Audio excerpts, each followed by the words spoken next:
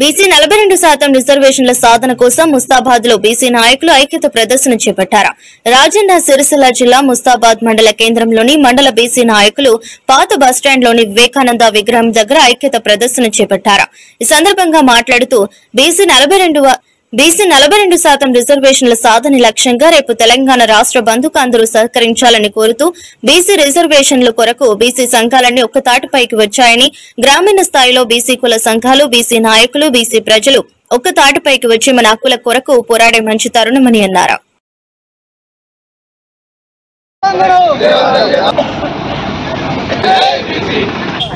తెలంగాణ వ్యాప్తంగా చూస్తా ఉన్నాం. ఒక మంచి శుభ పరిణామం. ఈరోజు తెలంగాణలో ఏదైతే దేశంలో బీసీలకు జరుగుతున్నటువంటి అన్యాయం పైన ఈరోజు దాదాపు ఇక్కడ ఉన్నటువంటి 35 బీసీ సంఘాలన్నీ కూడా ఒక్కతాటికి వచ్చి ఈరోజు బీసీ జేఏసీగా ఏర్పడడం జరిగింది. ఇది మంచి పరిణామం అని చెప్పి అందరూ హర్షిస్తూ ఉన్నాం. ఈ యొక్క శుభ పరిణామాన్ని బీసీలందరం కూడా ప్రజల్లోకి తీసుకుపోదాం.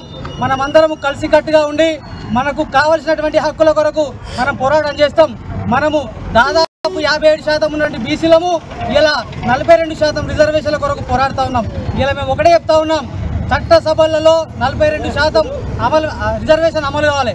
అట్లయితే విద్య, ఉద్యోగ, ఉపాధి, రాజకీయ రంగాలలో అవకాశాలు వస్తాయి. కాబట్టి తద్వారా బీసీలంతా కూడా ఆర్థికంగా అన్ని రంగాల్లో కూడా ఎదిగి ముందుకు పోవడానికి అవకాశం ఉంటుంది. కాబట్టి అన్ని రాజకీయ పార్టీలు కూడా అందరూ సహకరించాలి. ఈ 42% రిజర్వేషన్ అడుగుతా ఉన్నాం. దయచేసి పూర్వలేఖ అగ్రవర్ణాలు హైకోర్టులో కేసు వేయడం జరిగింది. కోర్టు స్టే ఇవ్వడం జరిగింది. స్టే నిరసనగా తెలంగాణ బీసీ జేఏసీ తెలంగాణ బంద్కు పిలుపునివ్వడం జరిగింది. ఈ బంద్లో అందరూ విజయవంతంగా పాల్గొని స్వచ్ఛందంగా వాణిజ్య, వ్యాపార, వస్త్ర, విద్యా సంస్థలు, పెట్రోల్ బంకులు, మెడికల్లు తప్పించి అన్ని సంపూర్ణంగా బంద్కు అందరూ స్వచ్ఛంగా సహకరించాలి.